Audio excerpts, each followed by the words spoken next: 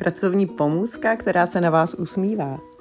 Fyziopanenka vyplněná ovčí vlnou měří kolem 70 cm a umožňuje skvělou ukázku manipulace, například pro Vojtovu metodu. Hlavu má volnou, aby se s ní dalo dobře otáčet, ale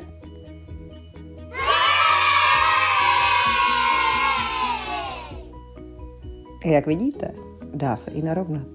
Samozřejmě není problém tělíčko, které je měkčí vyplněné, doplnit vlnou podle vašich požadavků.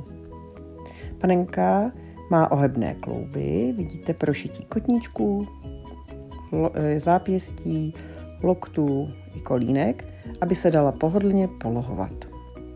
Ovčí vlna je velice příjemná do ruky a panenka má velmi milý a přátelský výraz, takže ji děti mají rády.